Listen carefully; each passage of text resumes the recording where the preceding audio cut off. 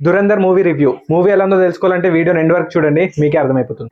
దీన్ని ఒక రివ్యూవర్ లా కాకుండా నేను ఒక నార్మల్ ఆడియన్స్ లా చెప్తా. 4 hours రన్ టైం అయితే అందరిలాగే నేను కూడా భయపడ్డాను మూవీ అస్సం అయిపోతుందేమో అని.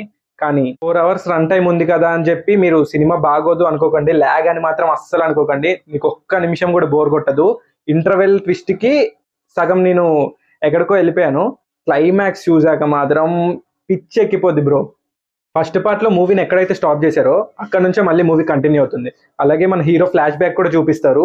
నేను చెప్తున్నా వినండి, మీరు సినిమా థియేటర్లోకి ఎంటర్ అయిన, సినిమా స్టార్ట్ అయిన ఫస్ట్ 10 minutes కే మామూలు హై రాదు. ఫస్ట్ ఫైట్ లోనే అసలు వైలెన్స్ అంటే ఏంటో చూపించేస్తాడు డైరెక్టర్.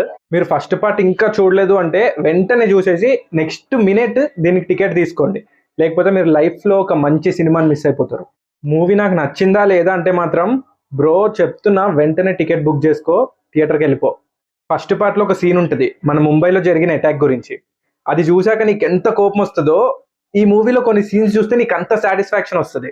ఫస్ట్ పార్ట్ లో మ్యూజిక్ ఎంత ప్లస్ అయిందో మన అందరికీ తెలుసు. 50% మ్యూజిక్ వల్లే మూవీ అంత బాగుంటది. దీంట్లో కూడా సేమ్, ఏది మిస్ అవ్వదు. మ్యూజిక్ అద్భుతంగా ఉంది. అసలు ఏం యాక్టింగ్ చేశాడు బ్రో రణ్వీర్ సింగ్ మాత్రం. ఎవ్వరు తగ్గలేదు యాక్టింగ్ లో, అందరు ఇచ్చి పడేశారు. ఈ సినిమాలో కొన్ని ట్విస్ట్లు చూసాక అస్సలు ఎక్స్పెక్ట్ చేయరు ఎవ్వరు. కొన్ని కామెడీ వస్తాయి, కొన్ని మాత్రం మనల్ని మెస్మరైజ్ చేసేస్తాయి. ఏం చెప్పాలి బ్రో అసలు ఈ సినిమా గురించి. ఫస్ట్ పార్ట్ చూసినప్పుడే నాకు మైండ్ పోయింది. ఈ సెకండ్ పార్ట్ కి వామ్మో ఇది అసలు సినిమా కాదు బ్రో. ఫస్ట్ పార్ట్ చూసాక నీకు వైలెన్స్ నువ్వు తట్టుకోలేకపోయావంటే ఈ సినిమాకి అసలు వెళ్ళకు. ఎందుకంటే దానికి డబల్ కాదు, త్రిబుల్. అసలు ఆ సీన్లు చూస్తుంటే నాకు కొన్ని, నేను ఎలాగో ఫీల్ అయిపోతున్నా అవన్నీ చూసి. సినిమా గురించి ఇంతే బ్రో. సినిమా మాత్రం హైలైట్ ఉంది, అస్సలు మిస్ అవ్వకండి. థియేటర్లోనే చూడండి, పైరసీని ఎంకరేజ్ చేయొద్దు.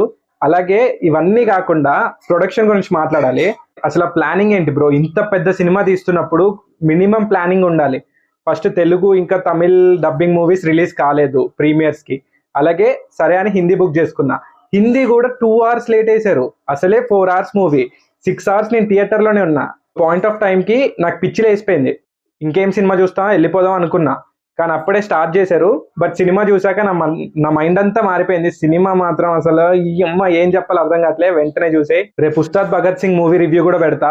ఛానల్ని సబ్స్క్రైబ్ చేసుకోండి. ఉంటా.